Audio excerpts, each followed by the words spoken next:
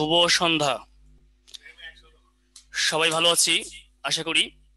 সবাইকে অভিনন্দন জানাচ্ছি যারা দেশ গড়ার কারিগর হতে যাচ্ছেন, অর্থাৎ প্রাথমিক সহকারী শিক্ষক।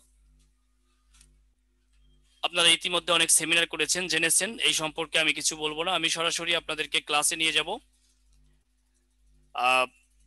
প্রাইমারিতে যে 80 নম্বর রয়েছে এবং 20 নাম্বার যে ভাইবা রয়েছে, এই 80 নাম্বারের মধ্যে 20 নাম্বার হচ্ছে সাধারণ জ্ঞান।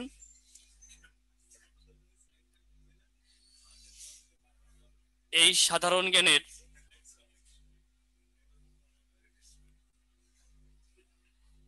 একটা পার্ট হচ্ছে বাংলাদেশ, বিশেষ করে মুক্তিযুদ্ধ, ইতিহাস, অর্থনীতি, সরকার ব্যবস্থা। আর ভালো করে বঙ্গবন্ধু সম্পর্কে জানলে মোটামুটি 7 থেকে 8টা কোশ্চেন আসবে বাংলাদেশ বিষয়াবলিতে, আপনি কমন পাবেন। এর মধ্যে সাম্প্রতিকও দেখতে হবে আপনাকে, সাম্প্রতিক বাংলাদেশও দেখতে হবে, আন্তর্জাতিকও দেখতে হবে। তবে সাম্প্রতিক কখনোই সব পড়তে যাবেন না, কারণ বাজারে সাম্প্রতিকের প্রচুর বই আছে, প্রচুর তথ্য আছে, সবগুলো সাম্প্রতিক আমাদের কাজে লাগে না। আর সবগুলো সাম্প্রতিক পড়ে আমরা কখনোই মনে রাখতে পারি না।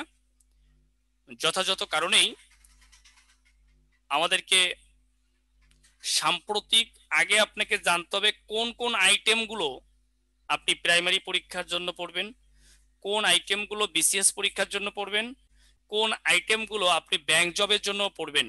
এটা আগে আপনাকে জানতে হবে, না হলে আপনি মারাত্মক বিপদে পড়ে যাবেন। আমি আপনাদেরকে এই সম্পর্কেও বলবো।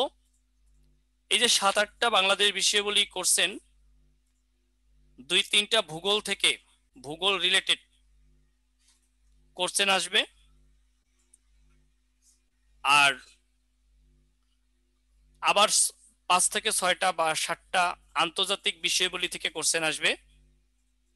আর বাকি 3-4টা কোশ্চেন সাম্প্রতিক হবে, বা 2-3টে কোশ্চেন সাম্প্রতিক হবে। এই 20টি প্রশ্ন আপনাদের হবে, কখনো 19ও হতে পারে, 18ও হতে পারে, 22ও হতে পারে, 19-20 আর কি, এরকম আপনি এই প্রশ্নগুলো পাবেন। আন্তর্জাতিক বিষয়াবলী আপনাকে সব পড়তে হবে না। আন্তর্জাতিক বিষয়াবলীতে অনেক, মানে আন্তর্জাতিক বিষয়াবলীতে বোঝেন, মানে বিশাল মহাসাগর। তো এটা আপনি পড়লে মনে রাখতে পারবেন না, আপনার কাজেও লাগবে না। আপনাকে এখানে মহাদেশ ভিত্তিক পড়ালেখা করতে হবে। রাজধানী মুদ্রা থেকে 1টা বা 2টে প্রশ্ন আসতে পারে, মানে রাজধানী মুদ্রা থেকে। আর এই মহাদেশ ভিত্তিক কোশ্চেনগুলোই বেশি হবে, সংগঠনের থেকে 1টা-2টে প্রশ্ন হবে, অর্থাৎ মহাদেশ ভিত্তিক 3-4টা, সংগঠন ভিত্তিক 1টা-2টা, যুদ্ধ বিপ্লব ভিত্তিক 1টা-2টা বা 1টা, আর সাম্প্রতিক 1টা-2টা। এই বেশি হয়ে গেল, 7-8টার বেশি, এভারেজে আর কি এরকম হবে। 1টা-2টা বলছি, ওখানে 1টা হইতে পারে, 2টা হইতে পারে, এরকম আর কি।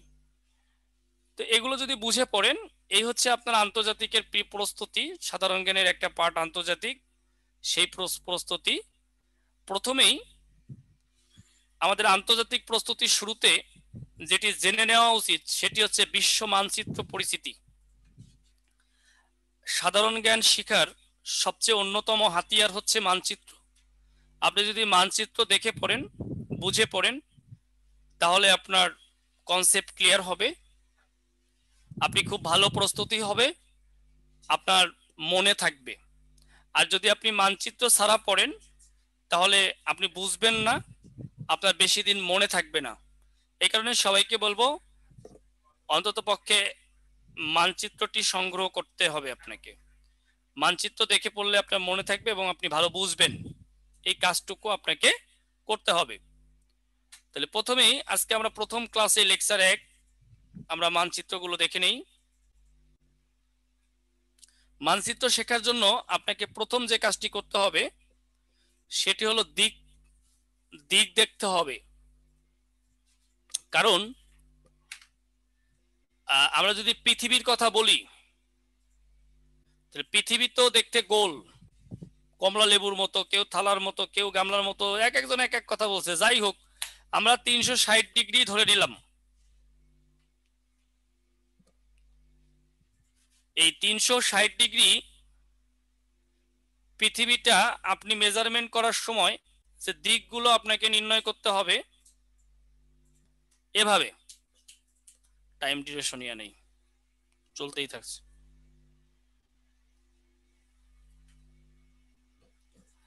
আপনাকে যে কাজটি করতে হবে, প্রথমে একটু আমাদের সমস্যা হয়েছে, 10 সেকেন্ডের মধ্যে ঠিক হয়ে যাবে।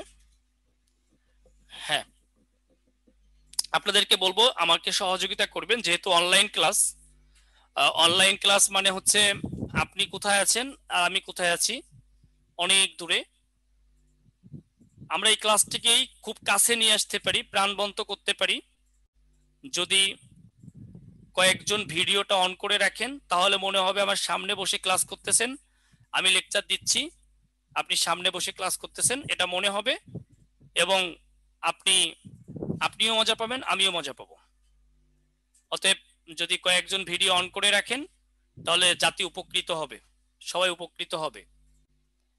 হ্যাঁ, অনেক ধন্যবাদ। আইফোনকে অনেক ধন্যবাদ, নাম জানি না, আইফোন লেখা উঠছে। এমডি মিরাজ হাসান, আপনাকে ধন্যবাদ। এরপরে হচ্ছে তরিকুল ইসলাম, ধন্যবাদ। তারেক হাসান, ধন্যবাদ। আবুল খায়ের, ফরহাদ, অনেক ধন্যবাদ। সাবিনা খাতুন, অনেক ধন্যবাদ। খায়রুল, অনেক ধন্যবাদ। রাইহান খান, রায়হান খান আসে নাই, আচ্ছা যাই হোক, সবাইকে ধন্যবাদ যারা অংশগ্রহণ করেছেন ভিডিও অন করে, সবাইকে অসংখ্য ধন্যবাদ জানাচ্ছি। তো প্রথমেই আপনাকে এরকম দিকটা চিনে নিতে হবে। এটা হলো উত্তর দিক, এটা দক্ষিণ, এটা পূর্ব, এটা পশ্চিম। উত্তর, দক্ষিণ, পূর্ব, পশ্চিম। এটা মধ্য, এটা হলো উত্তর পূর্ব, এটা হলো দক্ষিণ পূর্ব, এটা হলো দক্ষিণ পশ্চিম, এটা হলো উত্তর পশ্চিম। তো একটা মহাদেশ, সব মহাদেশের সাইজ তো একরকম না, এই কারণে সবগুলো দিকের প্রয়োজন হয় না, কিন্তু বেসিক আপনি চারটা আপনি জেনে নেন, উত্তর, দক্ষিণ, পূর্ব, পশ্চিম। কিন্তু পৃথিবীর দ্বিমেরু, উত্তর মেরু আর দক্ষিণ মেরু, নর্থ পোল আর সাউথ পোল, আমরা পরবর্তীতে দেখব, একটু অপেক্ষা করি। আপনার কাছে যে মানচিত্রটি আছে সেটি দেখতে প্রায় এরকম, এরকম একটি মানচিত্র আছে আপনার কাছে। এই যে দেখতে পাচ্ছি পুরো মানচিত্রটা।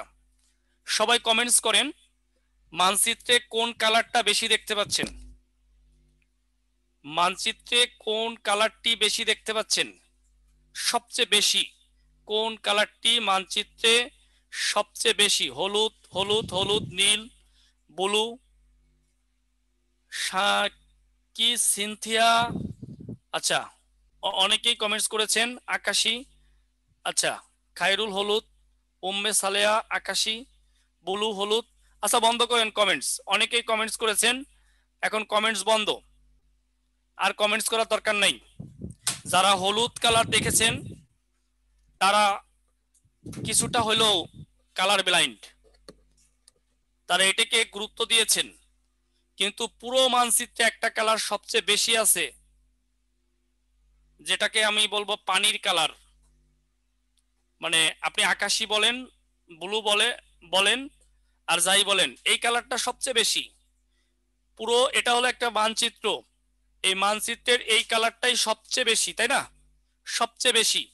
পৃথিবীর 4 ভাগের 3 ভাগ হচ্ছে পানি আর 1 ভাগ হচ্ছে স্থল। তাহলে আমরা মানচিত্রে দেখতে পাচ্ছি যে এই যে পানি, পানি, এই যে পানি দেখতে পাচ্ছি, এই যে পানি দেখতে পাচ্ছি, এই যে সিপা সাপার মধ্যেও পানি দেখতে পাচ্ছি। অর্থাৎ এই কালারটা যেখানে আছে সেখানেই পানি, এই যে ভেতরে আছে, এই যে এই যে এই যে এই যে এই যে এই যে, অর্থাৎ এই কালারটা যেখানে আছে সেখানেই কি? পানি। তাহলে আমরা এই 5 মিনিট ধরে ক্লাস শুরু করেছি, আপনি বলেন পানি চিনেন কিনা? পানি চিনেন মানে পৃথিবীর 4 ভাগের 3 ভাগ চিনেন আপনি। মানচিত্রে ক্লাস 3 ভাগ শেষ, 1 ভাগ বাকি আছে। বলেন কেমন দিলাম, কেমন দিলাম? সেরাম না? হ্যাঁ, অন্তত পক্ষে পানি চিনে ফেলছেন। এটা এই চিপার মধ্যেও আছে, এই যে চিপা, এই যে চিপা, এই যে চিপা, এই যে চিপার মধ্য দিয়ে পানি, এই যে।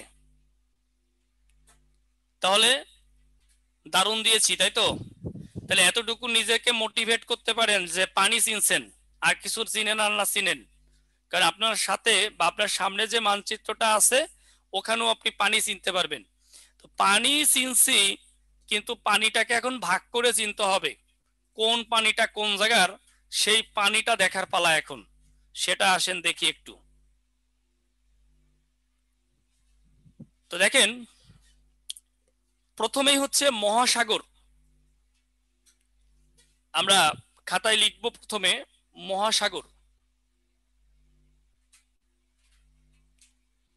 খাতায় লেখেন মহাসাগর। লেখেন চারদিকে বিস্তীর্ণ জলরাশিকে মহাসাগর বলে। স্লাইডে নাই, আমি বলে দিচ্ছি, লেখেন চারদিকে বিস্তীর্ণ জলরাশিকে মহাসাগর বলে। পৃথিবীতে মহাসাগর পাঁচটি, এই পাঁচটা লিখে ফেল। প্রশান্ত, আটলান্টিক, ভারত, দক্ষিণ বা অ্যান্টার্কটিকা মহাসাগর, উত্তর মহাসাগর বা আর্কটিক মহাসাগর। তাহলে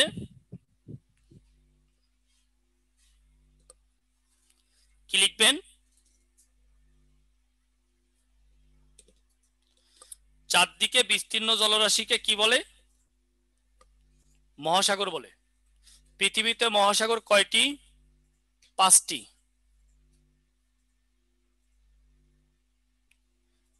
পৃথিবীতে মহাসাগর হচ্ছে পাঁচটি। পাঁচটি: প্রশান্ত, আটলান্টিক, ভারত, দক্ষিণ বা অ্যান্টার্কটিক, উত্তর মহাসাগর বা আর্কটিক মহাসাগর। প্রশান্ত মহাসাগরের পাশে লেখেন আয়তনে, মানে প্রশান্ত মহাসাগরের পাশে লেখেন সবচেয়ে বড় মহাসাগর। আয়তন বলেন, দৈর্ঘ্য বলেন, গভীরতা বলেন, প্রশস্ত বলেন, যা বলেন, সবকিছুতে বৃহত্তম মহাসাগরের নাম কি? প্রশান্ত মহাসাগর। পৃথিবীর সবচেয়ে বড় মহাসাগরের নাম হচ্ছে প্রশান্ত মহাসাগর। পৃথিবীর সবচেয়ে বড় মহাসাগর, সেটা আয়তন বলেন, প্রশস্ত বলেন, দৈর্ঘ্য বলেন, গভীরতা বলেন, যা বলেন, সব কিছুতেই পৃথিবীর সবচেয়ে বড় মহাদেশের নাম হচ্ছে প্রশান্ত মহাসাগর। প্রশান্ত মহাসাগরের পাশে লেখেন, এটি দেখতে ইংরেজি বর্ণ, সরি, প্রশান্ত মহাসাগরের পাশে লেখেন এটি দেখতে জ্যামিতিক ত্রিভুজের মতো। প্রশান্ত মহাসাগরের পাশে লিখবেন এটি দেখতে জ্যামিতিক ত্রিভুজের মতো। এটি দেখতে জ্যামিতিক ত্রিভুজের মতো। পরীক্ষায় আসবে ত্রিভুজের মতো দেখতে কোন মহাসাগর? আপনি উত্তর দিবেন প্রশান্ত মহাসাগর। শেষেরটা উত্তর মহাসাগর বা আর্কটিক মহাসাগরের পাশে লেখেন পৃথিবীর ক্ষুদ্রতম মহাসাগর। আর্কটিক বা উত্তর মহাসাগরের পাশে লিখবেন পৃথিবীর ক্ষুদ্রতম মহাসাগর। আর্কটিক বা উত্তর মহাসাগরের পাশে লিখবেন পৃথিবীর ক্ষুদ্রতম মহাসাগর।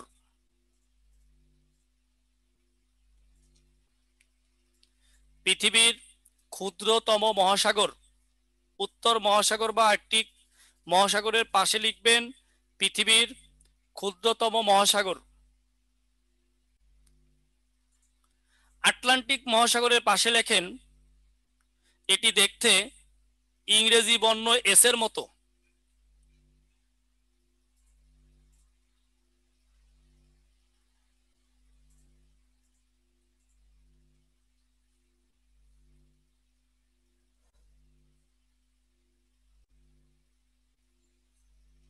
এটি দেখতে ইংরেজি বর্ণ এস এর মতো। আটলান্টিকের পাশে লিখবেন।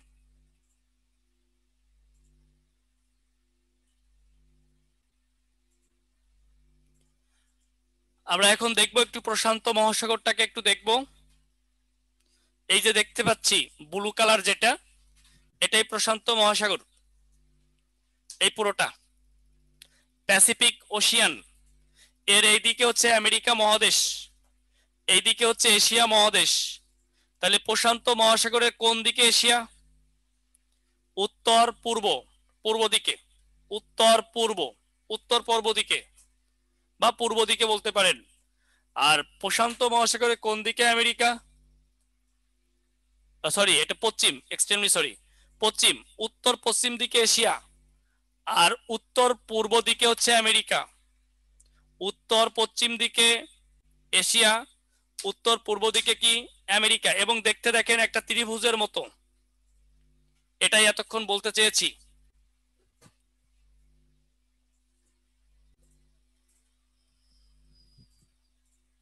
প্রশান্ত মহাসাগর এটি পৃথিবীর গভীরতম ও বৃহত্তম মহাসাগর। এটি পৃথিবীর বৃহত্তম এবং গভীরতম মহাসাগর। এখানে মহা লিখে নিবেন, মহাসাগর। পৃথিবীর গভীরতম বৃহত্তম মহাসাগর এটি। এটি দেখতে ত্রিভুজ আকৃতির। Great barrier reef, great barrier reef, আমরা রিফ পরবর্তীতে বুঝবো রিফটা কি। গ্রেট ব্যারিয়ার রিফ এই মহাসাগরে অবস্থিত। পরীক্ষায় আসবে গ্রেট ব্যারিয়ার রিফ কোন মহাসাগরে অবস্থিত। রিফ হলো অন্তরীপ, ভূভাগের যে অংশ ক্রমশ সরু হয়ে, ভূভাগের যে অংশ ক্রমশ সরু হয়ে কোনো সাগর বা মহাসাগরে পতিত হয় সেই অংশকে বলা হয় রিফ বা অন্তরীপ। আমরা এগুলো পরে দেখব। আপাতত দেখি গ্রেট ব্যারিয়ার রিফ কোথায় অবস্থিত। প্রশান্ত মহাসাগরে অবস্থিত গ্রেট ব্যারিয়ার রিফ।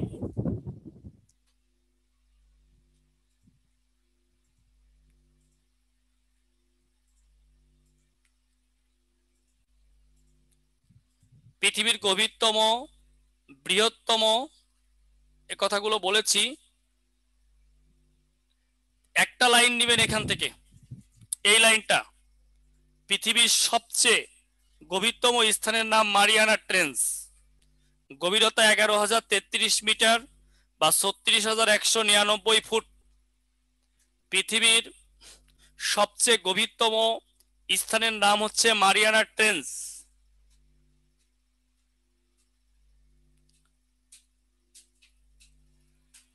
আর বাকি লাইনগুলো আগেই নিয়েছেন। পৃথিবীর সবচেয়ে গভীরতম স্থানের নাম মারিয়ানা ট্রেঞ্চ।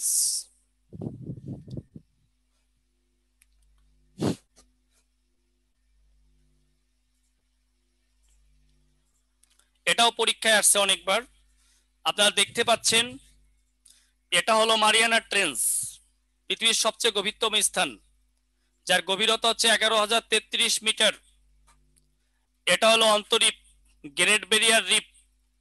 দেখেন, ভূমির কোনো একটা ভাগ ক্রমশ সরু হয়ে, এই যে ক্রমশ দেখেন সরু হচ্ছে, হয়ে এই যে মহাসাগরে পতিত হয়েছে, কোন একটা সাগর বা মহাসাগরে। এই যে যে অংশটা, এই অংশটাকে বলে রিফ বা অন্তরীপ। ভূভাগের কোনো একটা অংশ ক্রমশ সরু হয়ে মহাসাগর বা সাগরে পতিত হলে সেই অংশকে বলা হয় রিফ বা অন্তরীপ। আমি আপনাকে ছবিতে যেটি দেখিয়েছি এটির নাম হচ্ছে great barrier reef. Great barrier reef, আমি যে অংশটি দেখিয়েছি এটির নাম হচ্ছে গ্রেট ব্যারিয়ার রিফ।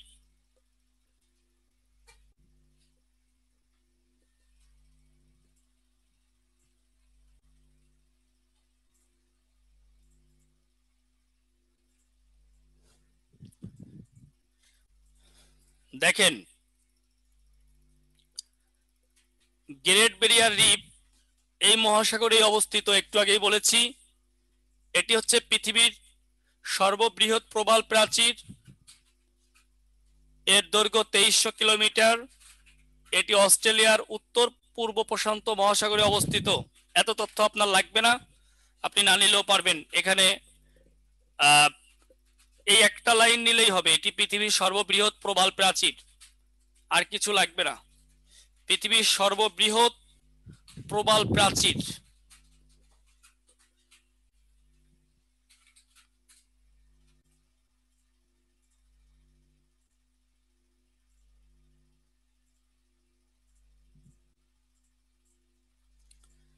এটা হলো মারিয়ানা ট্রেঞ্চ, একটু আগেও দেখাইছি, আরেকবার দেখাইলাম। এটা তথ্যও দিয়েছি, আরেকবার দেখাইলাম, লেখার কিছু নাই।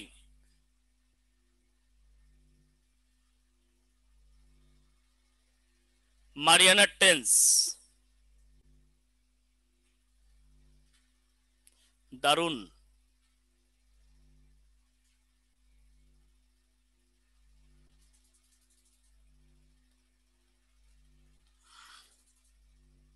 আটলান্টিক মহাসাগর,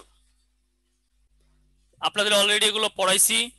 এই যে দেখেন, আমরা যদি এই জায়গাটা দেখি, দেখেন এস এর মতো হয়, এটা অলরেডি দেখাইছি। ইংরেজি বর্ণ এস আকৃতির, এটা হলো আটলান্টিক।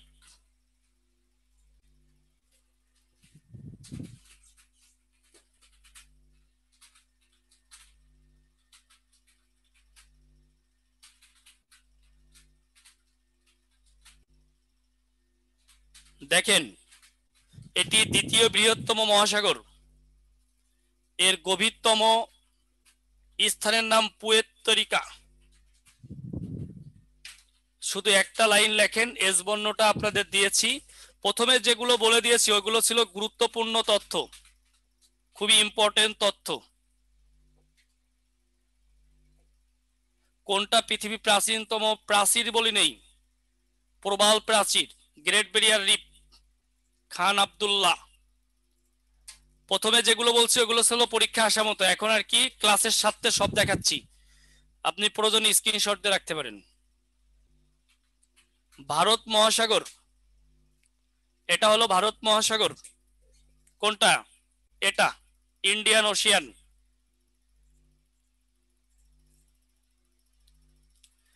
এটা আপনার এই ভারত মহাসাগরের গভীরতম স্থানটা লাগবে, পরীক্ষা আসতে পারে। এটার গভীরতম স্থান হচ্ছে সুন্ডা ট্রেঞ্চ। সুন্ডা ট্রেঞ্চ, এই একটা লাইন নিলেই হবে। সুন্ডা ট্রেঞ্চ ভারত মহাসাগরের গভীরতম স্থানের নাম সুন্ডা ট্রেঞ্চ।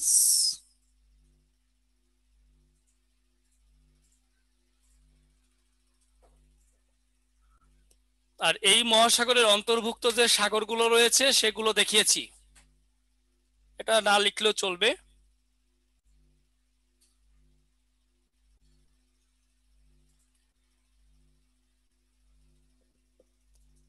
দক্ষিণ মহাসাগর বা অ্যান্টার্কটিকা, অ্যান্টার্কটিক মহাসাগর, বরফ। ক্লাসের স্লাইড পিডিএফ আকারে পাবেন, কোনো কিছু জানার থাকলে অফিসের নাম্বারে ফোন করতে পারেন, তারা বলে দিবে। উত্তর মহাসাগর বা আর্কটিক, নর্থ পোল, উত্তর মেরুতে।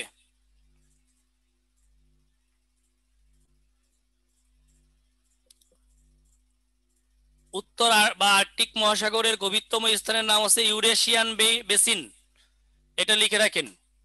উত্তর মহাসাগরের গভীরতম স্থানের নাম ইউরেশিয়ান বেসিন, ইউরেশিয়ান বেসিন।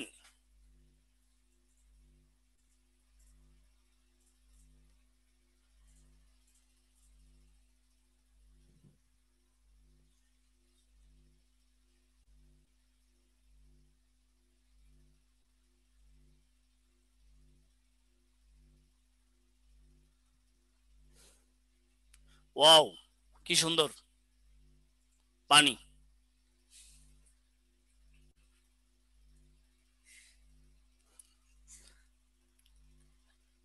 আমরা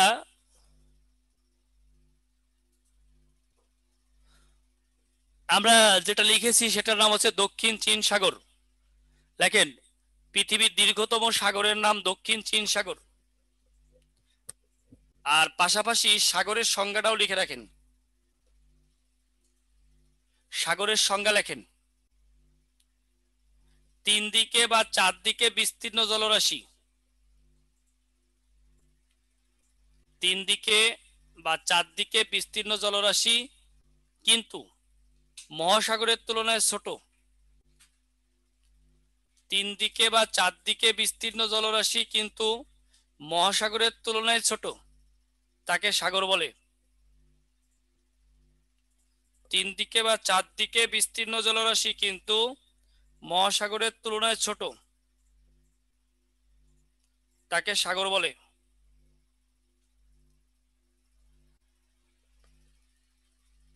তাহলে পৃথিবীর দীর্ঘতম সাগরের নাম কি? দক্ষিণ চীন সাগর। এটা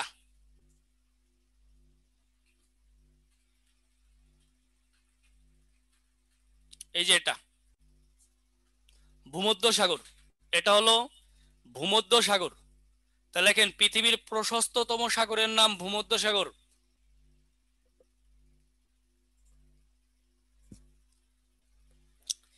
পৃথিবীর প্রশস্ততম সাগরের নাম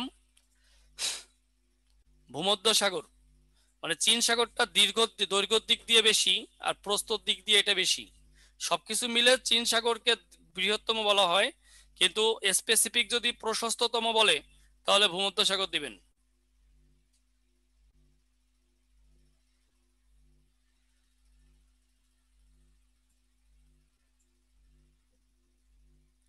ক্যারিবিয়ান সি, ক্যারিবিয়ান সাগর। ক্রিস্টোফার কলম্বাস এখানেই আসছিল এবং আমেরিকা আবিষ্কার করলো।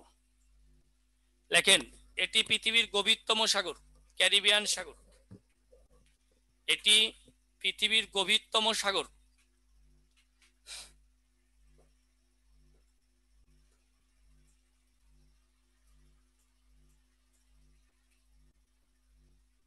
হ্যাঁ, আপনি অনলাইনে দেখতে পারবেন। শামিমা আক্তার বলছি, ক্যারিবিয়ান সি বা ক্যারিবিয়ান সাগর মানে লাইভ ক্লাস করতে পারবেন না, অনলাইনে পিডিএফ পাবেন, আমাকে পাবেন না। আমাকে আমার ক্লাস সরাসরি করতে হলে এখন উপস্থিত থাকতে হবে। তাহলে দেখেন পৃথিবীর গভীরতম সাগরের নাম কি? ক্যারিবিয়ান সাগর।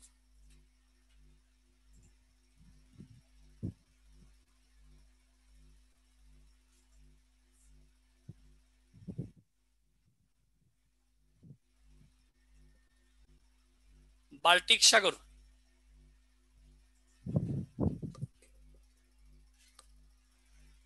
এটা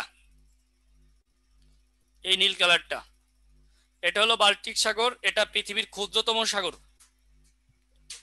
এটি পৃথিবীর ক্ষুদ্রতম সাগর। পৃথিবীর ক্ষুদ্রতম সাগর বাল্টিক সাগর হচ্ছে পৃথিবীর ক্ষুদ্রতম সাগর।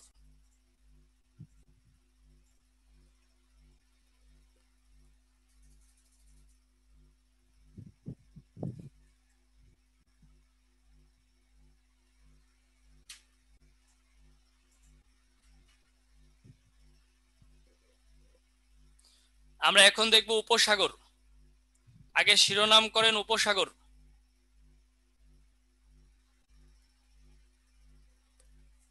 লেখেন তিন দিকে স্থল একদিকে জল থাকলে তাকে উপসাগর বলে। তিন দিকে স্থল একদিকে জল থাকলে তাকে উপসাগর বলে।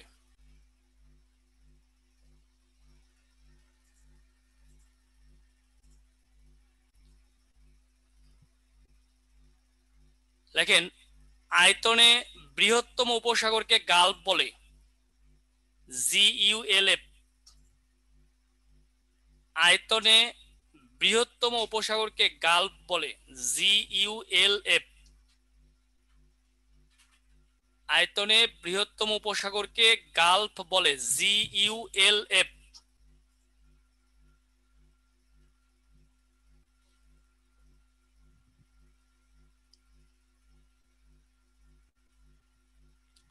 আয়তনে ক্ষুদ্রতম উপসাগরকে বে বলে, BAY। আয়তনে ক্ষুদ্রতম উপসাগরকে বে বলে, BAY, বে, BAY। আর ছোট ছোট খাড়ি দেখতে উপসাগরগুলোকে বলা হয় ফরজেন।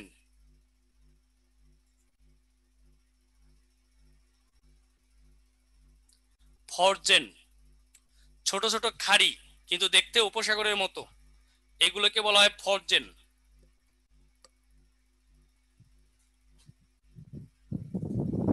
তাহলে আয়তনে বৃহত্তম গুলোকে কি বলে? গালফ।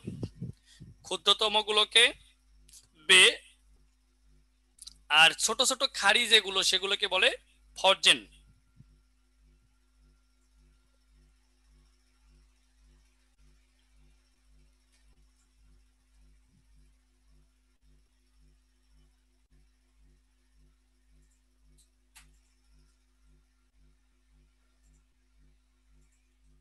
আমরা মানচিত্রের যেটি দেখতে পাচ্ছি এটি হচ্ছে মেক্সিকো গালফ, এটিকে গালফ বলা হয়। এই যে নীল কালার যেটা দেখতে পাচ্ছেন এটা গালফ অফ মেক্সিকো, মেক্সিকো উপসাগর। এটাই পৃথিবীর বৃহত্তম উপসাগর, গালফ হিসেবে বৃহত্তম। আপনার লিখে রাখেন পৃথিবীর বৃহত্তম উপসাগর হচ্ছে মেক্সিকো উপসাগর। পৃথিবীর বৃহত্তম উপসাগর হচ্ছে মেক্সিকো উপসাগর। ব্র্যাকেটে লিখে রাখেন গালফ, মানে গালফ হিসেবে, ব্র্যাকেটে লিখে রাখবেন গালফ হিসেবে।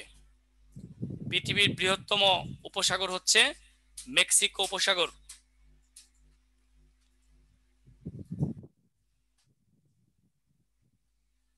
এরপরে আমরা এখন যেটা দেখতে পাচ্ছি এটা হলো বে অফ বেঙ্গল, বঙ্গোপসাগর। এইটা, এটা এশিয়ার বৃহত্তম উপসাগর, আবার বে হিসেবে পৃথিবীর বৃহত্তম উপসাগর। আপনি পৃথিবীর দরকার নাই, আপনি লেখেন এশিয়ার বৃহত্তম উপসাগর, এশিয়ার বৃহত্তম উপসাগর। কিন্তু যতগুলো বে আছে সেই বে গুলোর মধ্যে সবচেয়ে বড় এটা।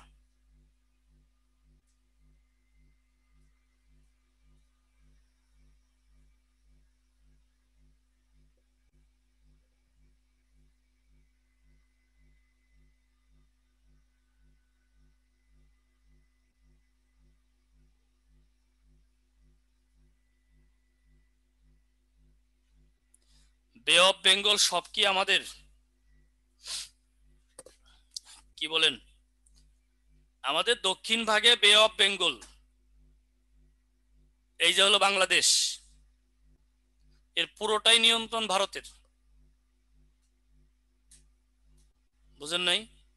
এই হলো বাংলাদেশ, এই পুরোটাই হলো যে দেখেন ভারত। বরং আমাদের তিন দিকে ভারত, একদিকে বঙ্গোপসাগর, তিন দিকে ভারত, একদিকে বঙ্গোপসাগর, এটার নিয়ন্ত্রণও ভারতের। আমরা পরোক্ষভাবে দেখতে পাই যে চারদিকেই হচ্ছে আমরা বন্দী। লাফ দিলে ভারত, ঝাঁপ দিলে বঙ্গোপসাগর। বুঝতে পারছেন? এটা নিয়ন্ত্রণ হচ্ছে ভারতের এই পুরোটা। এবং এখানে রয়েছে আন্দামান নিকোবর দ্বীপপুঞ্জ। এখানে এই আন্দামান নিকোবর দ্বীপপুঞ্জ হচ্ছে ভারতের। শিপগুলো এখান দিয়েই আসে, মিজানুর রহমান, শিপগুলো এখান দিয়েই আসে, আন্দামান নিকোবর দ্বীপপুঞ্জ হয়েই আসে। আমরা আমাদের যেটা অর্থনৈতিক অঞ্চল ওটা ব্যবহার করতে পারবো। এখন আন্দামান নিকোবর দ্বীপপুঞ্জ যদি কোনো কারণে বন্ধ করে দেয়, আমাদের শিপ আসাও বন্ধ হয়ে যাবে। আমাদের তো না বুঝে অনেক সময় অনেক কিছু বলি, বুঝে বলতে হবে। আমাদের ভৌগোলিক অবস্থানটা খুবই দুর্বল, ভূ রাজনীতিতে আমরা ভারতের কাছে খুবই দুর্বল, না বুঝে কথা বলার সুযোগ নাই। এই পুরোটা ভারতের নিয়ন্ত্রণে। আন্দামান নিকোবর দ্বীপপুঞ্জ ওটা ভারতের, এবং ওটা ভারতের নিয়ন্ত্রণে। তাহলে ওই আন্দামান নিকোবর দ্বীপপুঞ্জ বন্ধ করে দিলে এখান দিয়ে শিপ ঢুকবে না, এদেশের মানুষকে না খেয়ে মরতে হবে। যদিও এরকম কিছু ঘটবে না, বললাম আর কি। আপনি যদি ভূ রাজনীতি, ভূ অর্থনীতি বুঝতে চান, সেটা বোঝানোর জন্য আপনাকে বললাম। না ইন্ডিয়া লাগবেই ব্যাপারটা তা না। এখন আপনি যদি মনে হয় যে ইন্ডিয়ানরে আপনি ই করবেন, প্রতিহত করবেন, তাহলে এখানে আমেরিকার সৈন্য আসতে দেন, তাহলে তো হয়ে গেল, ব্যালেন্স অফ পাওয়ার হয়ে গেল, সমস্যা কি? আপনার যে এটা হতেই হবে তা তো আর না, তাই না? এটা আর কি, আমেরিকা চেষ্টা করতেছে। দেখেন, আমরা এটা দেখেই বুঝতেছি এটার সাথে আমরা পরিচিত। এটা হচ্ছে খাল। এটা আমরা যারা চায়না আসতেছে শ্রীলঙ্কাতে, চায়না আসতেছে না, শাকিল আক্তার আইসে হাম্বানটোটা, শ্রীলঙ্কার হাম্বানটোটা যে বন্দরটি, এটাই বিনিয়োগ করছিল চায়নারাই, এটা চায়নারাই বিনিয়োগ করছিল। কিন্তু বিনিয়োগের মানে কিস্তি শ্রীলঙ্কা দিতে অক্ষম হয়, 99 বছরের জন্য চায়নাকে দিয়ে দিতে হয়েছে হাম্বানটোটা। এটাকে বলে নব্য উপনিবেশবাদ, নিও কলোনিজম। এবং এখানে চায়না সৈন্য চলে আসছে, চায়নাদের আধিপত্য এখানে, এই জন্য মার্কিনরা আসার চেষ্টা করতেছে। যাই হোক, আমরা খালে আছি, খালের এপার তুমি আর ওপার আমি, এপার ওপার। বলে খাল কেটে কুমির আনছে কেন? কারণ দেখবেন আপনার খালটা নদী থেকে আসছে, আর একটা ফসলের ক্ষেত। তো আপনার বাড়ি হলো এখানে, আগে খাল ছিল না, এখন খাল কাটা হয়েছে আপনার বাড়ির পাশ দিয়ে, কুমির নদীর থেকে এখানে চলে এসেছে, তাহলে খাল কেটে কুমির আনা হয়েছে না? যাই হোক, আমরা আপনার বাড়ির পাশের খাল পড়বো না, আমরা 3টা আন্তর্জাতিক খাল পড়বো, যেগুলো গুরুত্বপূর্ণ এবং প্রাইমারিতে আসার সম্ভাবনা আছে এখান থেকে 1 মার্ক। আবার উপসাগর কই থেকে আসলো?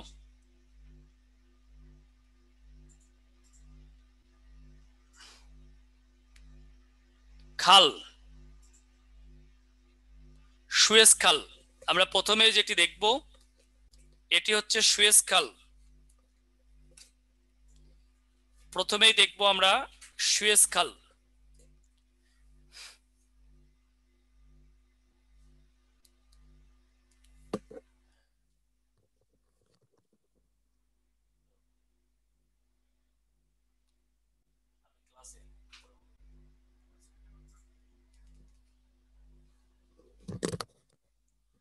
আমরা যেটি দেখতে পাচ্ছি এটি হচ্ছে সুয়েজ খাল।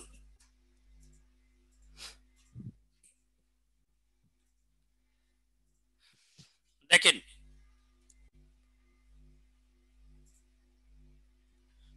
এটা এটা হলো আফ্রিকা, এটা হলো এশিয়া, এটা হলো উত্তর আমেরিকা, এটা দক্ষিণ আমেরিকা, এটা হলো আটলান্টিক মহাসাগর, এতক্ষণ যা দেখাইছি এটা প্রশান্ত মহাসাগর।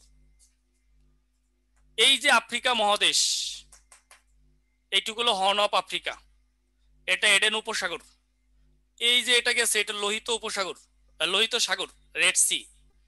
এই যে যে দেশটা, এটা হলো মিশর, এই যে যে দেশটা রয়েছে এটা হলো মিশর। এই যে এখান দিয়ে যে এটা গেছে এটা হলো খাল, এই খালটা ভূমধ্য সাগর আর লোহিত সাগরকে সংযুক্ত করেছে। তাহলে আপনি প্রথমে লিখবেন, এটাও আসতে পারে ভূমধ্য সাগর। এই যে দেখেন ভূমধ্য সাগর একটু আগে দেখাইছি, তাহলে সুয়েজ খাল কি করে? ভূমধ্য সাগর আর লোহিত সাগরকে সংযুক্ত করে।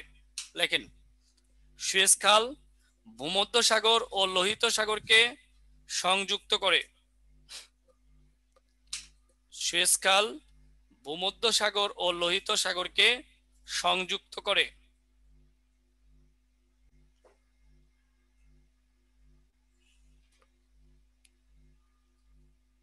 বুঝতে পেরেছেন? তা আসলে পারবেন না, এই যে দেখলেন বাস্তবে আসলে পারবেন আশা করি। এখন দেখেন,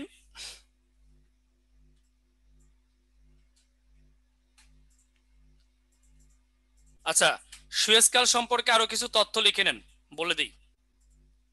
নেন, দেখেন এটি 1859 সাল থেকে, এটি 1859 সাল থেকে 1869 সাল পর্যন্ত সুয়েজ খাল কমিটি খনন করে। 1859 সাল থেকে 1869 সাল পর্যন্ত সুয়েজ খাল কমিটি এটি খনন করে। যদি সাধারণ জ্ঞানের কোনো কিছু না বুঝেন, যদি কখনো মনে হয়, তাহলে এখানে মেসেজ করতে পারেন। স্পেলিং ঠিক থাকলে পাবেন আপনি। সিনিয়র লেকচারার বিসিএস কনফিডেন্স লেখা আছে। যদি কখনো আপনার কাছে মনে হয় যে আমি বুঝতেছি না, কোনো অথেন্টিক আনসার দরকার, আপনি তাহলে নক করতে পারেন, প্রবলেম নেই, মেসেজ করবেন। কারণ আপনাকে আমি চিনি না, আপনি রিকোয়েস্ট পাঠালেও তো আমি অ্যাকসেপ্ট করতে পারবো না। মেসেঞ্জারে মেসেজ করবেন। হ্যাঁ,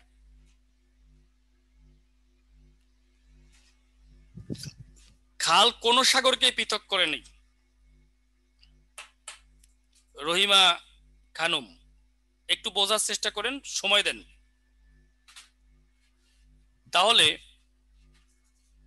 1859 থেকে 1869 সাল পর্যন্ত এটি খনন করে সুয়েজ খাল কমিটি। লেখেন, এটি 1869 সালে চালু হয়। এটা পরীক্ষা আসছিল 36তম বিসিএস এ, যে সুয়েজ খাল চালু হয় কবে। এটি 1869 সালে চালু হয়।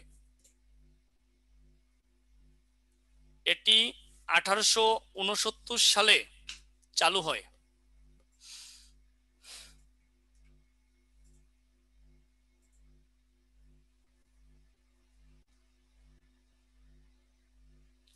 লেখেন,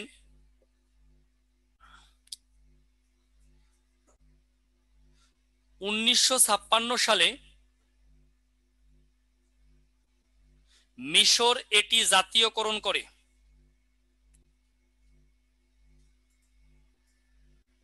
1956 সালে মিশর, এটা অনেকবার আসছে পরীক্ষায়, 1956 সালে মিশর এটি জাতীয়করণ করে।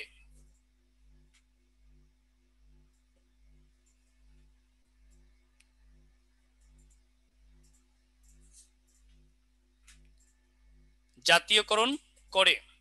এর ফলে দ্বিতীয় আরব ইসরায়েল যুদ্ধ সংগঠিত হয়। সেকেন্ড দ্বিতীয় আরব ইসরায়েল যুদ্ধ, আরব ইসরায়েল যুদ্ধ হয়েছে এই পর্যন্ত 4 বার।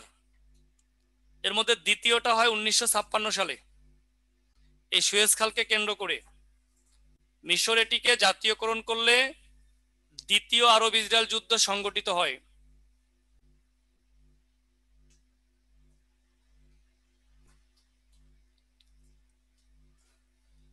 লেখেন, 1967 সালে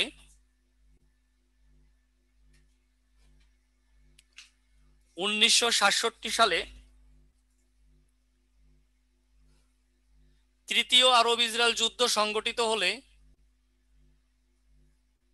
1967 সালে তৃতীয় আরব ইসরায়েল যুদ্ধ শুরু হলে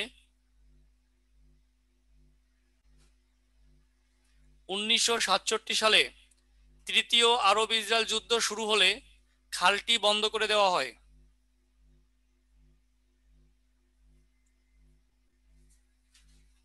খালটি বন্ধ করে দেওয়া হয়।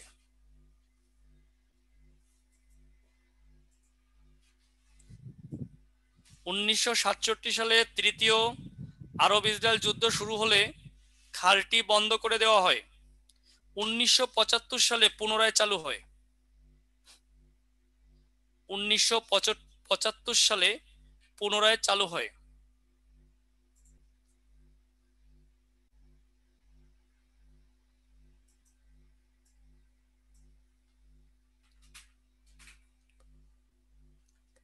লেখেন, এটির দৈর্ঘ্য, আমি দৈর্ঘ্য প্রস্থ নিয়ে বলি, এক এক বইতে এক এক রকম পাবেন, ওইগুলো পরীক্ষায় আসবে না, অনেক আপডেট।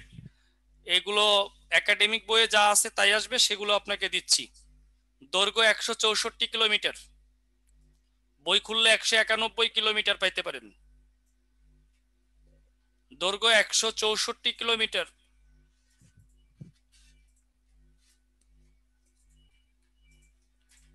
প্রস্থ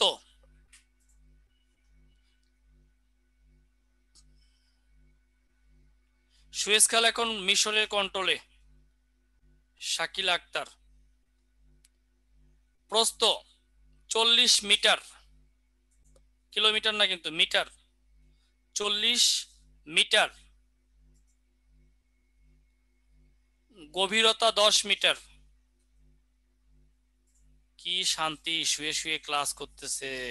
অনলাইনের শান্তি, অনলাইনের শান্তি, বাহ, ইউনিক।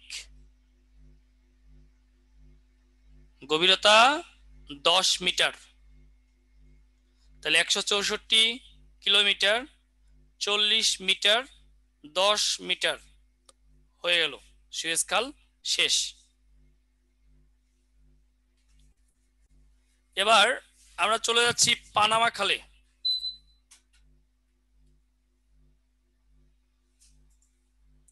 লেখেন পানামা খাল।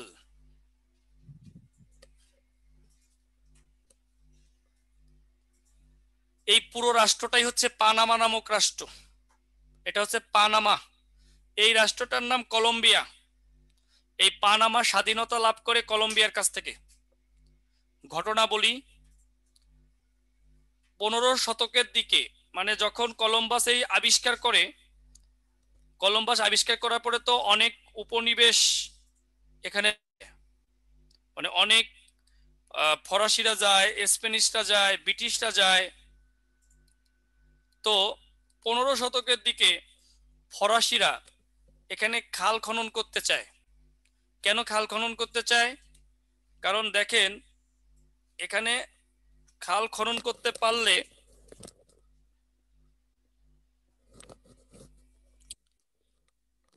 এখানে খাল খনন করতে পারলে যে ফ্যাসিলিটিসটা, সেটা হচ্ছে মানে ঘুরে যাওয়া লাগবে না আটলান্টিক মহাসাগরে, সোজা এখান দিয়ে বের হয়ে যাওয়া যাবে। এই যে কিন্তু আটলান্টিক, এই যে প্রশান্ত, এখন ওই সময় যদি আপনি প্রশান্ততে যান, এখান দিয়ে যাওয়া লাগবে, এখানে আরো আছে, এদিক দিয়ে ঘুরে এদিক দিয়ে যাওয়া লাগবে, বা এদিক দিয়ে, এদিক দিয়ে যাওয়ার সুযোগ তেমন একটা নাই, জাহাজ ঢুকবে না, তাহলে এখান দিয়ে যেতে হবে সোজা। তো ফরাসিরা খনন করা শুরু করলো। এটা ছিল বিশাল জঙ্গল। তো 21,000 শ্রমিক মশার কামড়ে মারা গেল। তখন আর ফরাসিরা এই খাল খনন করার সাহস করলো না। পরবর্তীতে স্প্যানিশরা 17 শতকের দিকে এটি খনন করা শুরু করলো। 6,000-এর মতো শ্রমিক নানান অসুখ বিসুখে মারা গেল। তখন স্প্যানিশরাও আর এই খাল খনন করার চেষ্টা করলো না। 1900 সালের দিকে এসে মার্কিন যুক্তরাষ্ট্র এই খাল খননের উদ্যোগ গ্রহণ করে, কিন্তু মার্কিন যুক্তরাষ্ট্রকে এই খাল খনন করতে বাধা প্রদান করে কলম্বিয়া। তখন মার্কিন যুক্তরাষ্ট্র টেকনিক্যালি এই কলম্বিয়ার মধ্যে একটা রেভুলেশন ঘটায় 1903 সালে। ওই রেভুলেশনের মাধ্যমে একটা রাষ্ট্রের জন্ম হয়, তার নাম হলো পানামা।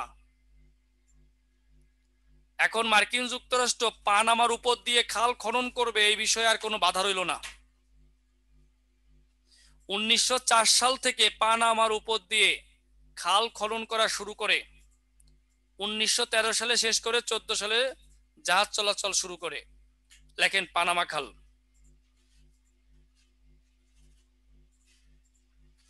লেখেন এটি 1904 সাল থেকে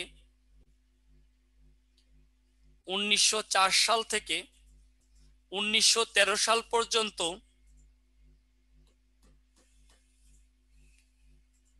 মার্কিন যুক্তরাষ্ট্র খনন করে। এটি 1903 সাল থেকে 1904 সাল পর্যন্ত মার্কিন যুক্তরাষ্ট্র খনন করে।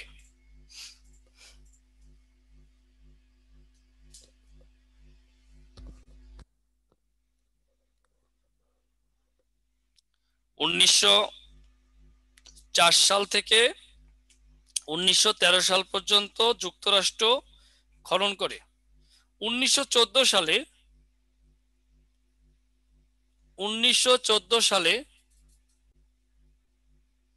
এটি জাহাজ চলাচলের জন্য উন্মুক্ত করা হয়। 1914 সালে এটি জাহাজ চলাচলের জন্য উন্মুক্ত হয়।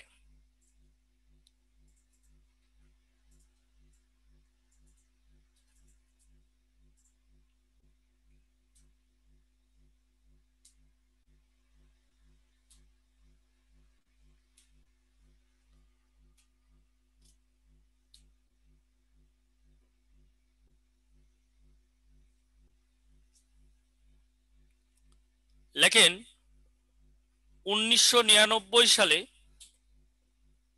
যুক্তরাষ্ট্র এটি পানামার নিকট হস্তান্তর করে। 1999 সালে যুক্তরাষ্ট্র এটি পানামার নিকট হস্তান্তর করে, অর্থাৎ এর মালিকানা এখন পানামার। 1999 সালে যুক্তরাষ্ট্র এটি পানামার নিকট খনন করে।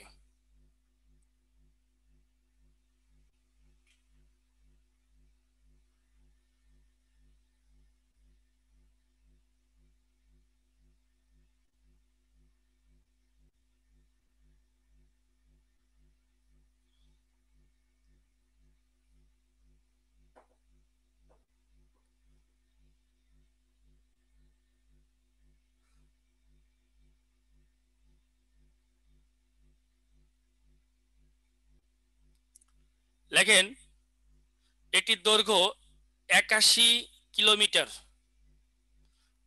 বা 81 সামথিং আর কি, প্রায় 82, লেখেন 82, 82 কিলোমিটার।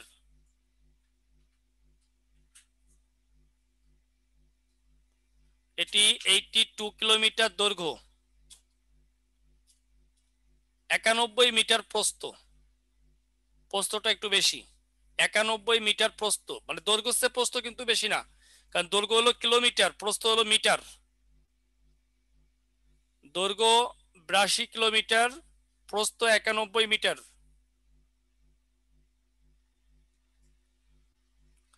গভীরতা 14 মিটার। গভীরতা 14 মিটার।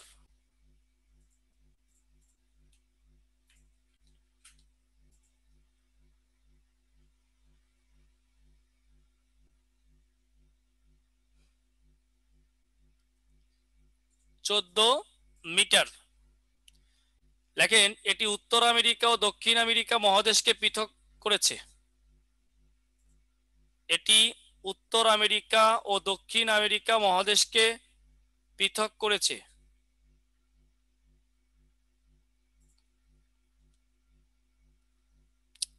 প্রশান্ত মহাসাগর ও আটলান্টিক মহাসাগরকে সংযুক্ত করেছে।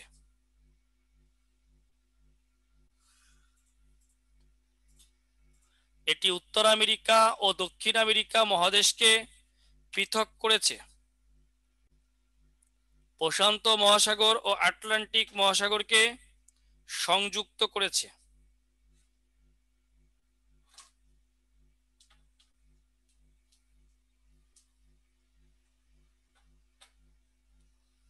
এই যে প্রশান্ত আর আটলান্টিককে সংযুক্ত করলো, এইদিকে উত্তর আমেরিকা, এদিকে দক্ষিণ আমেরিকা। আপনার কাছে যদি মানচিত্র থাকে আপনি একটু দেখেন, এখানে মানে স্লাইডটা আসলে মানে ইমেজটা আর একটা হলে ভালো হতো, দেওয়া হয় নাই। দৈর্ঘ্যটা সাধারণত মিটারে, মানে আপনি এখন কনভার্ট করে নেন, মিটারে দেখানো হয় না, দৈর্ঘ্যটা সবসময় কিলোমিটারে দেখানো হয়।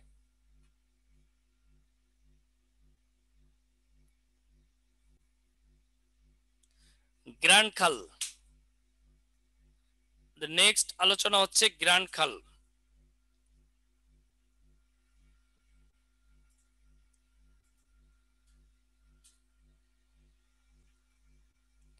এই যে যেটা দেখতে পাচ্ছেন লাল, এটাই গ্র্যান্ড খাল।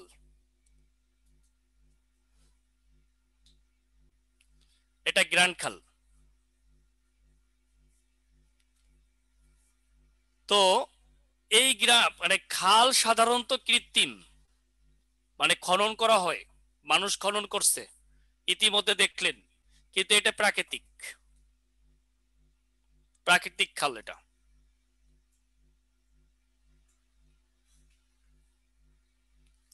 পৃথিবীর প্রাচীনতম খাল এটি। এর দৈর্ঘ্য 1770 কিলোমিটার। একে বেইজিং হাংজু গ্র্যান্ড খাল নামেও পরিচিত। এটি চীনের বেইজিং এর হ্যাংস্যাং এর মধ্যবর্তী স্থানে খালটি অবস্থিত।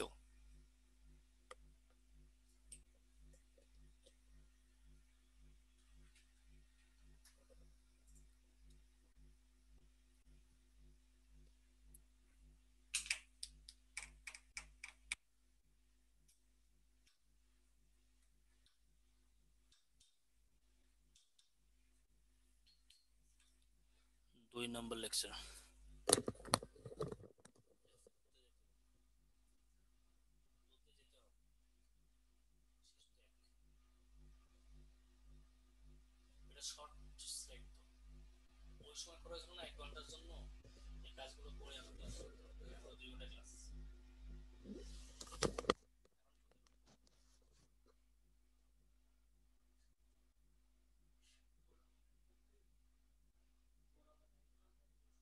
ওই সময় 1 ঘন্টা স্লাইডই করছিলাম।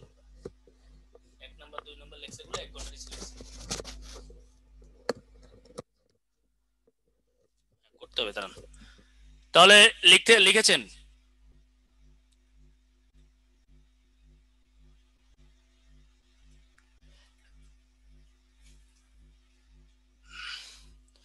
আমাদের হচ্ছে এই স্লাইডগুলো শর্ট স্লাইড করা হয়েছিল। তো ওই সময় 1 ঘন্টার ক্লাস ছিল প্রথম দিকে করোনার সময়। তো আপনাদের এখন তো 2 ঘন্টা ডিউরেশন। আমরা আরেকটা লেকচারে ঢুকতেছি। আমরা নদী পড়বো এখন। নদী, খালের পরে তো নদী পড়া যায় নাকি? নদী পড়বো আমরা।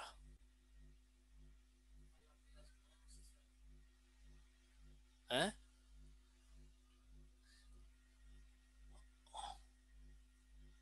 ও ও ঘুমাই আছে, নাক ডাকতেছে।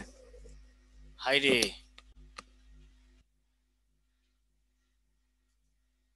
ও ও কমেডিয়ান, মানে এমনি ঘুমের ভাঙ ধরছে আর কি, ঘুমানো না।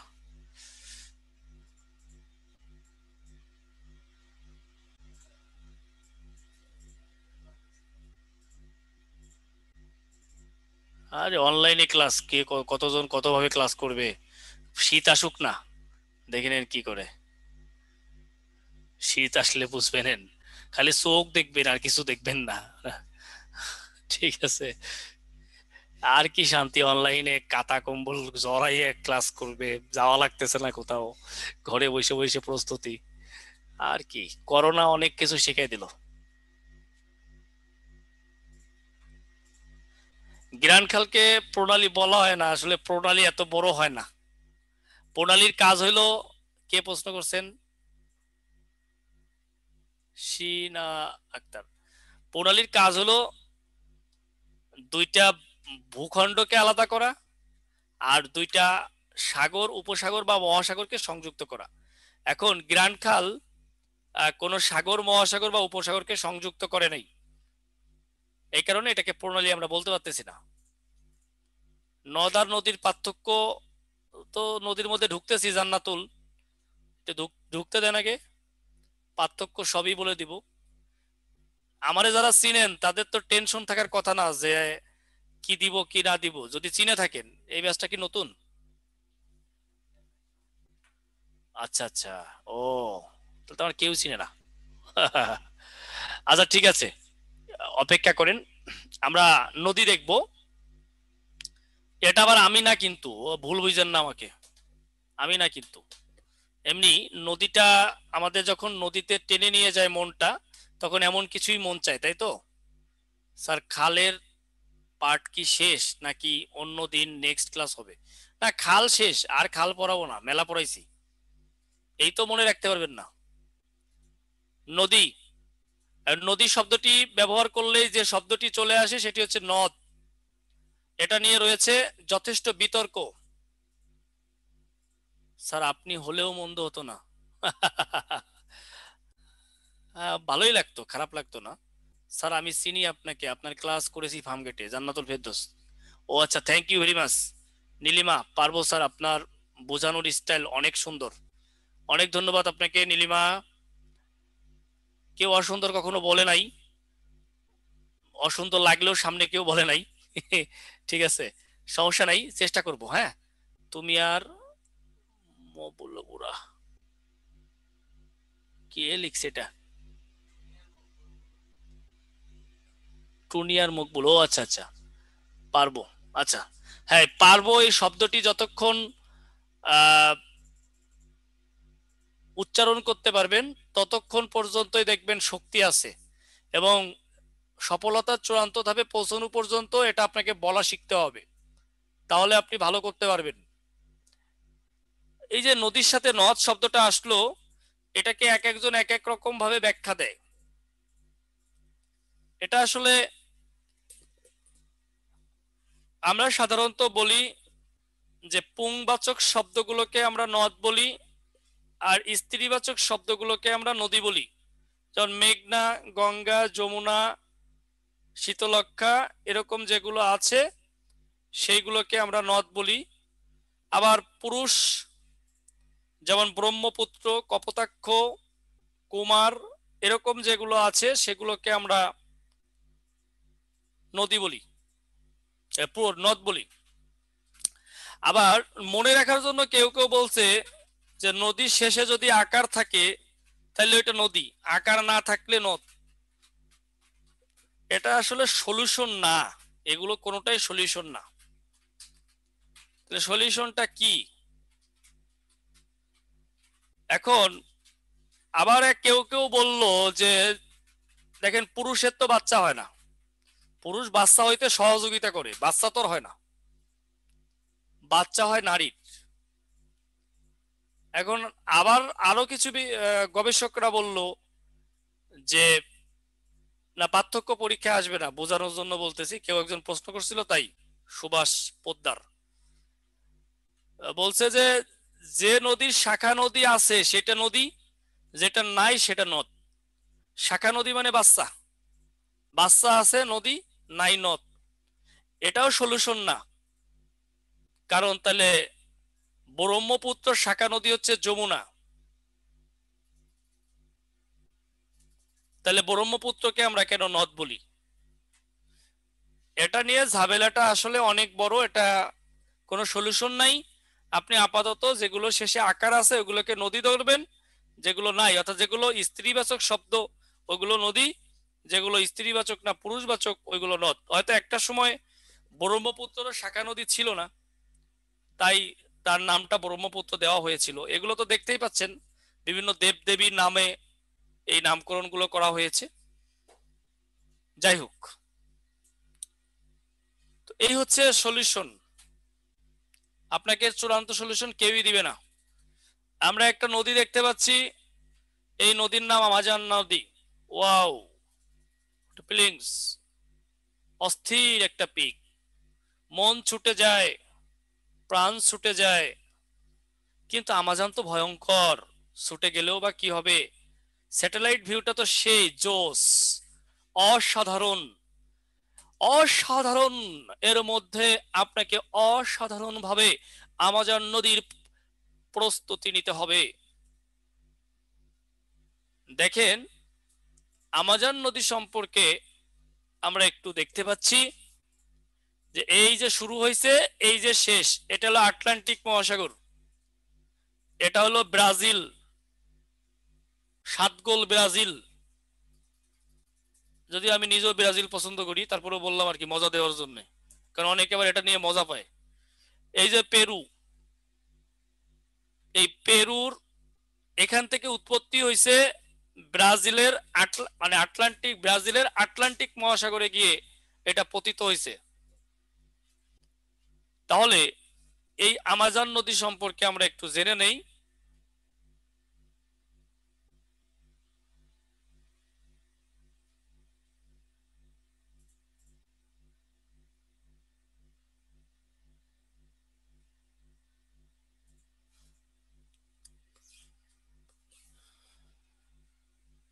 এটি বিশ্বের দ্বিতীয় বৃহত্তম নদী, প্রথম না কিন্তু, দ্বিতীয়, সেকেন্ড। সবচেয়ে প্রশস্ততম নদী, দক্ষিণ আমেরিকার দীর্ঘতম নদী, 6436 কিলোমিটার দীর্ঘ, উৎপত্তি স্থল আন্দিস পর্বতমালা পেরু, আর পতিত স্থান আটলান্টিক মহাসাগর ব্রাজিল। এই নদী দিয়ে সবচেয়ে বেশি পানি প্রবাহিত হয়। আপনাদের সাথে আগামী ক্লাস যেদিন হবে, আমার ক্লাসের শুরুতেই কমেন্টস করে জানাবেন কোন জায়গায় শেষ করছিলাম। আর খাল পর্যন্ত আপনাদের ক্লাস টেস্ট হবে, এই নদীর থেকে ক্লাস টেস্ট হবে না, পরের ক্লাস টেস্টে নদীর থেকে হবে, মনে থাকে যেন।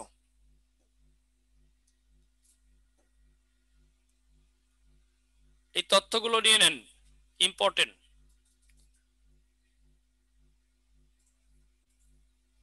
স্ক্রিনশট দেন।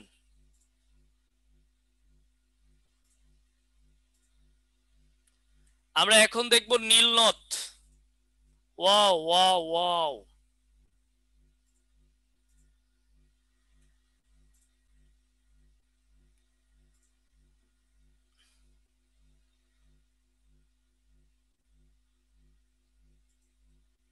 সিলেক্ট কবে দিবেন?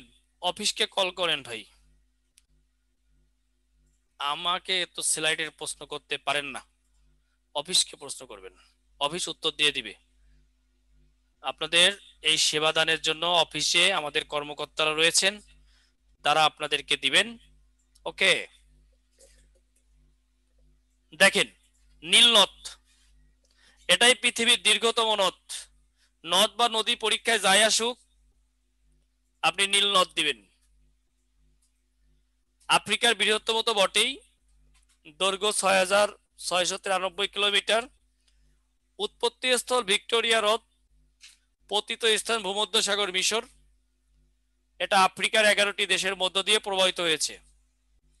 Sudan, Kenya, Uganda, Congo, Rwanda, Tanzania, Burundi, Ethiopia, Eritrea, মিশর এবং দক্ষিণ সুদান, এই জায়গা দিয়ে এটা প্রবাহিত হয়েছে। এত কিছু মুখস্থ করার দরকার নাই, শুধু এই কথাটা মনে রাখেন আর উৎপত্তি স্থলটা মনে রাখেন। আর 11টা দেশ, এই 3টে লাইন, 11টা দেশের উপর দিয়ে ভিক্টোরিয়া হ্রদে উৎপত্তি স্থল, এটা বিশ্বের দীর্ঘতম। শেষ। আপনার এসএ প্রাইমারির জন্য আর বেশি কিছু দরকার নেই।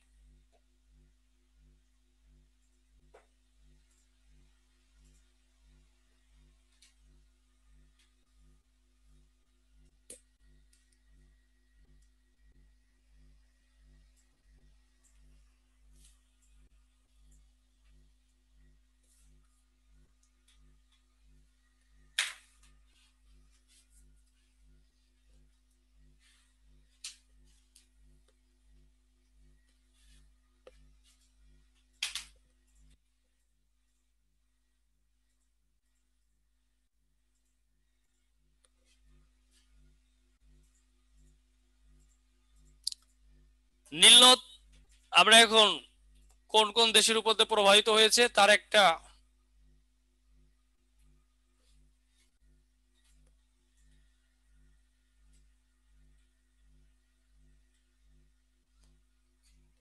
আমরা একটা ম্যাপটা দেখতে পাচ্ছি। এই এটা হলো ভূমধ্যসাগর, এই আবার এই এই হলো নীল নদ, এটা আবার রেড সি, লোহিত সাগর, আগেই দেখেছি। এটা হলো নীল নদ।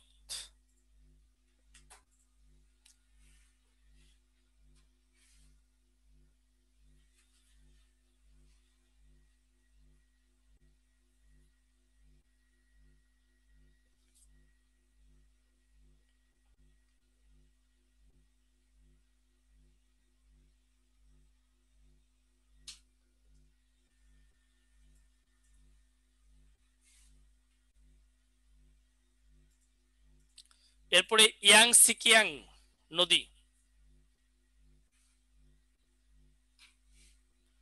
ইয়াং সিকিয়াং, এটা হচ্ছে ইয়াং সিকিয়াং, এটা এশিয়ার দীর্ঘতম নদী। ইয়াং সিকিয়াং, এটা আসতে পারে এই যে রেখাটা দেখতে পাচ্ছেন, এটাই করোনার উৎপত্তি এখানেই হয়েছে, উহানে। এই যে করোনার উৎপত্তি স্থল উহান, করোনা ভাইরাস এখান থেকেই ছড়ায়। তাহলে এই যে দেখতে পাচ্ছেন সাংহাই, এই এই এটা হচ্ছে আপনার ইয়াংসি কিয়াং।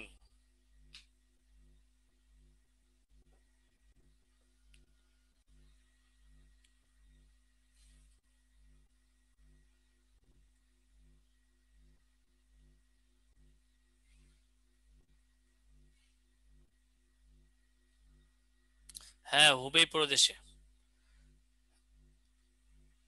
এটি বিশ্বের তৃতীয় দীর্ঘতম নদী। এটি এশিয়ার দীর্ঘতম নদী। ৬,৩৭৮ কিলোমিটার এটা দৈর্ঘ্য।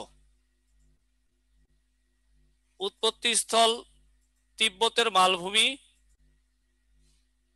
পতিত স্থান পূর্ব চীন সাগর।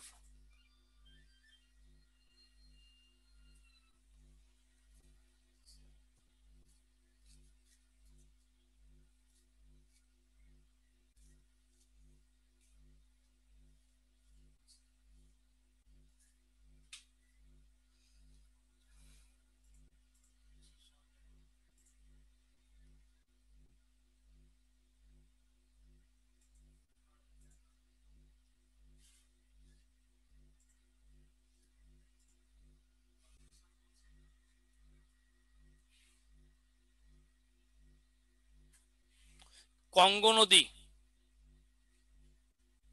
এটা হচ্ছে কঙ্গো নদী, আফ্রিকা। কঙ্গো নদী লিখে লিখে রাখেন আফ্রিকায়।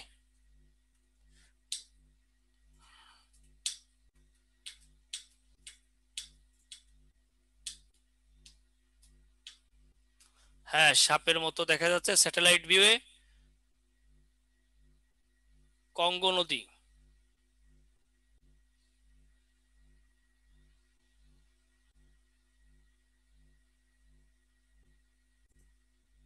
এটা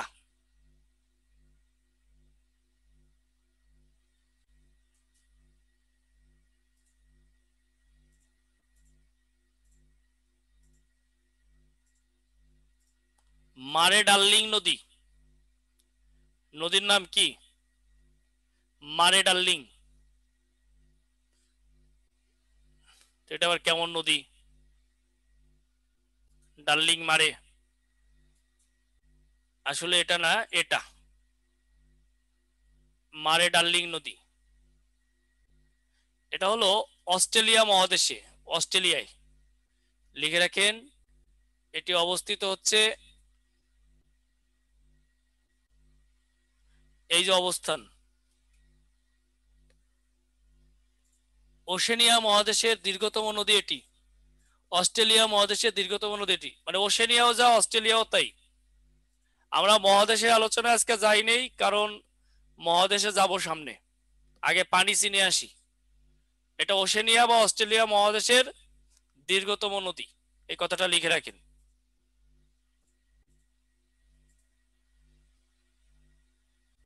ভলগা নদী, ভলগার তীরে, ভলগা নদী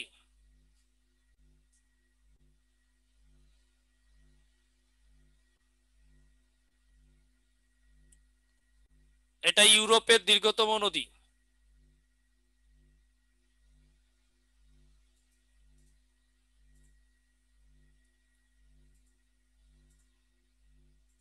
এটা এই যে নীল কালার দেখতেছেন, এটা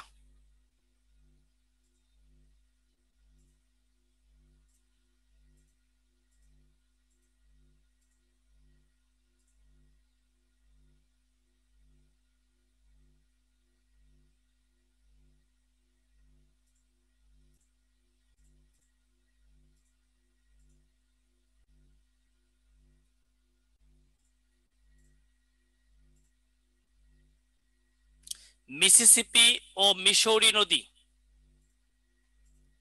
মিস মিসিস না, তথ্য লাগবে না, এই যা পড়াচ্ছি তাই অনেক পড়াচ্ছি। এটা হলো মিসিসিপি আর এটা হলো মিসৌরি। এটা যৌথভাবে উত্তর আমেরিকার দীর্ঘতম নদী। মিসিসিপি ও মিসৌরি, এই যে দেখেন, এই মিসিসিপি, এই যে মিসৌরি।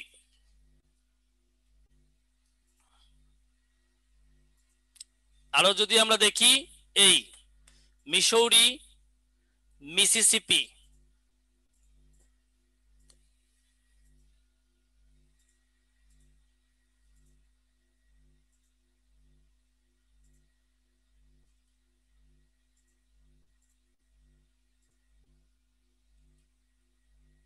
এখানে ভুল আসছে, হেডিংটা ভলগা নদী হবে না, এখানে মিসিসিপি ও মিসৌরি হবে। এটি যৌথভাবে উত্তর আমেরিকার দীর্ঘতম নদী, এই কথা আমি আগেই বলেছি।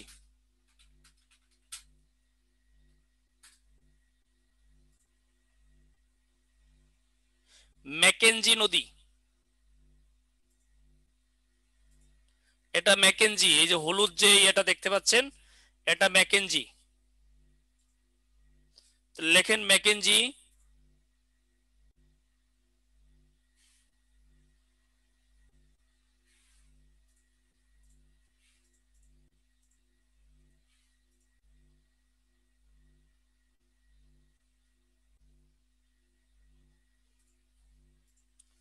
এটি উত্তর আমেরিকার একক দীর্ঘতম নদী। যদি একক দীর্ঘতম বলে তাহলে ম্যাকেঞ্জি, আর যৌথ বললে মিসিসিপি, মিসৌরি।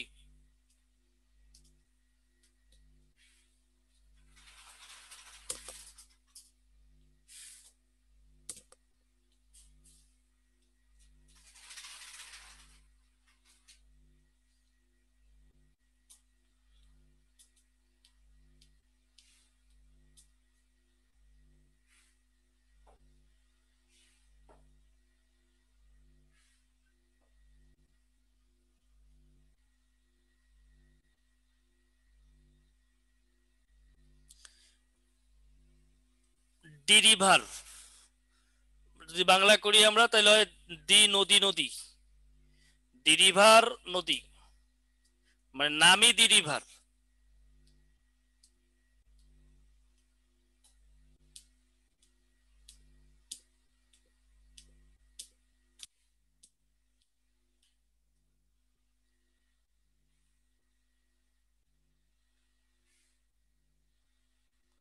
দি রিভার হচ্ছে পৃথিবীর ক্ষুদ্রতম নদী।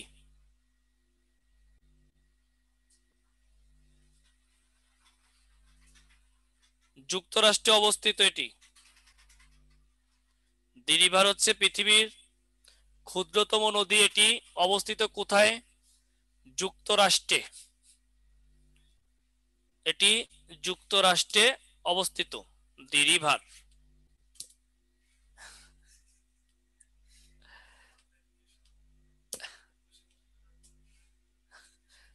আমাকেও একটু ব্যবস্থা করেন না শুয়ে ক্লাস নেওয়ার, শীতের দিন আসতেছে, একটু ব্যবস্থা করে দেন না প্লিজ। হ্যাঁ সেটা হলে হয়, আমার দেখলো না আমি ক্লাস নিলাম, রিমোট চেপে চেপে ক্লাস নিলাম, সমস্যা কি? শীতে সবারই তো শান্তির দরকার আছে, আমরা কি টিচার মানুষ না? শুয়ে শুয়ে ক্লাস নিয়ে ব্যবস্থা করে দিন। দেখেন, ও আপনারা শুনে ফেলছেন আমার কথা, খেয়ালই তো করি নাই। আচ্ছা, বিখ্যাত হ্রদ, হ্রদ তো এমনিতে চিনেন আপনারা, লেক, সবাই কম বেশি ধানমন্ডি লেক চিনে, আর চিনে না যারা ঢাকা থাকে তাই। আবদ্ধ পানি, এটা প্রাকৃতিক অবনমনের ফলেই সৃষ্টি। কৃত্রিম লেকও রয়েছে, যেমন আমাদের ঢাকা ধানমন্ডির একটা কৃত্রিম লেক। তো আবদ্ধ জলাশয় আর কি, চারদিকে স্থল কিন্তু সরু জলাভূমি, এটা হচ্ছে হ্রদ বা লেক। আমরা যদি হ্রদ বা লেক দেখি, এই যে একটা হ্রদ বা লেক দেখতে পাচ্ছি, এটা হচ্ছে কাস্পিয়ান, এটা পৃথিবীর বৃহত্তম হ্রদ। কাস্পিয়ান, এটা হচ্ছে পৃথিবীর বৃহত্তম হ্রদ।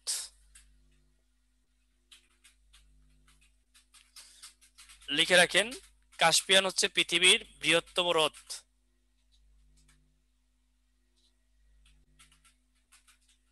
এরপরে লেখেন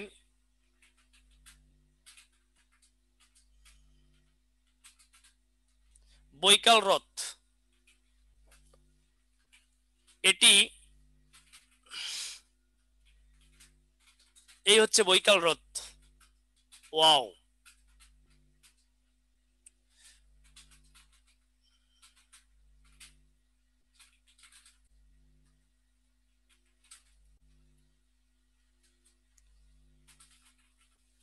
এটা বিশ্বের দীর্ঘতম হ্রদ, এটা অবস্থান রাশিয়ায়। দেখেন, এটি বিশ্বের দীর্ঘতম হ্রদ, অবস্থান রাশিয়ায়। বৈকাল হ্রদ হচ্ছে দীর্ঘতম হ্রদ এবং এটার অবস্থান কোথায়? রাশিয়ায়। আপনাদের যেগুলো লাগবে না এগুলো কেটে দিচ্ছি, এক্সেস কিছু পড়ে লাভ নাই।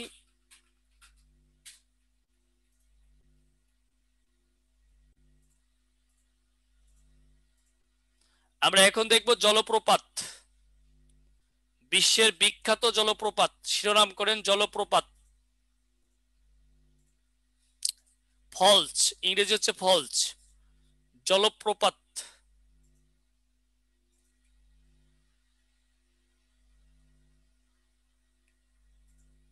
একটি নির্দিষ্ট উচ্চতা থেকে প্রাকৃতিকভাবে বহমান জলের প্রবল বেগে পতন। এই জলপ্রপাত সাধারণত প্রাকৃতিক সৌন্দর্যের একটি অন্যতম নিদর্শন হিসেবে চিহ্নিত হয়। এগুলো লিখতে হবে না, শুধু আপনাকে জানতে হবে বৃহত্তমটা। এই যে দেখেন জলপ্রপাত, এই যে যে জলপ্রপাতটা দেখতেছেন এটার নাম নায়াগ্রা। এটা বিশ্বের বৃহত্তম, যুক্তরাষ্ট্র এবং কানাডায় অবস্থিত। লেখেন নায়াগ্রা, নায়াগ্রা যুক্তরাষ্ট্র এবং কানাডায় অবস্থিত। এটি বিশ্বের বৃহত্তম। নায়াগ্রা হচ্ছে এটি বিশ্বের বৃহত্তম জলপ্রপাত, যুক্তরাষ্ট্র কানাডায় অবস্থিত।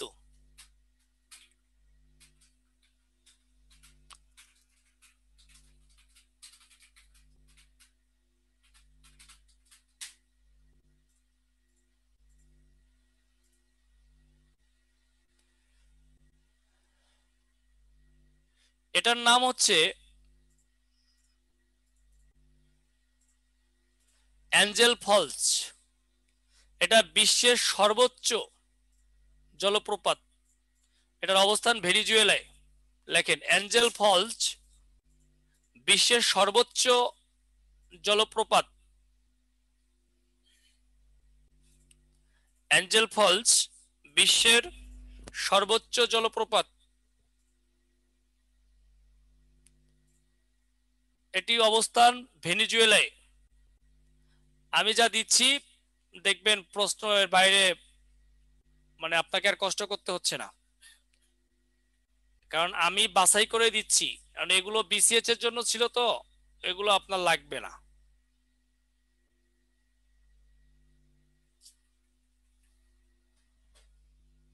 কি হইলো, কেটে গেল কেন?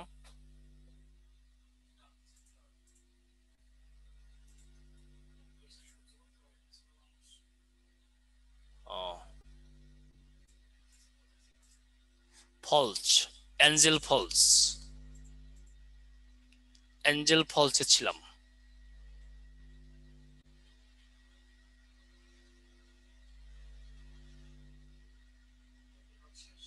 হুম, না না শেষ না, জলপ্রপাতে নিয়ে দেন আমাকে। জলপ্রপাতে নিয়ে দেন। হুম, হ্যাঁ হ্যাঁ, শেষ শেষ শেষ। এগুলো লাগবে না, আপনি জলপ্রপাতে চলে যান। এই জলপ্রপাতে যান, জলপ্রপাত, ফলস, অ্যাঞ্জেল ফলস।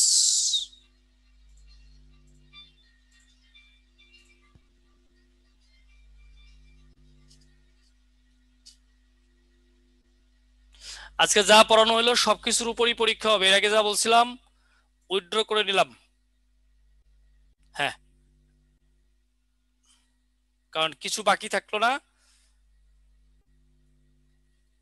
ওকে।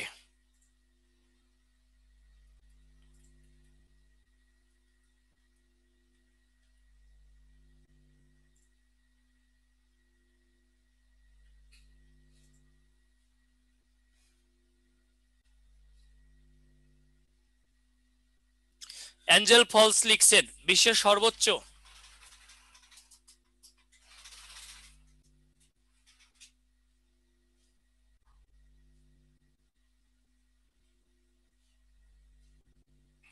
এটা লিখবেন গোয়ারিয়া ফলস।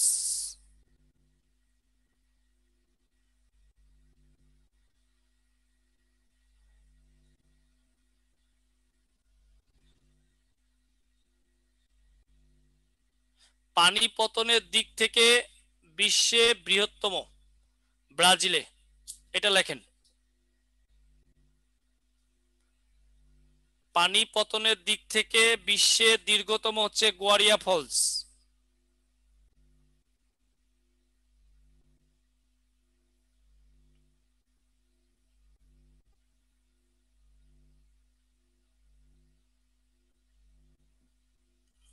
এটা ব্রাজিলে।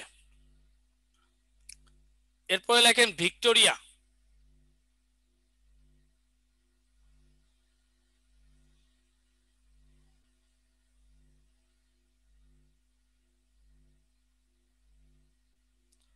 জিম্বাবুয়ে ও জাম্বিয়ায় অবস্থিত, এটা আফ্রিকার বৃহত্তম। জিম্বাবুয়ে ও জাম্বিয়ায় অবস্থিত ভিক্টোরিয়া, এটা আফ্রিকায় অবস্থিত।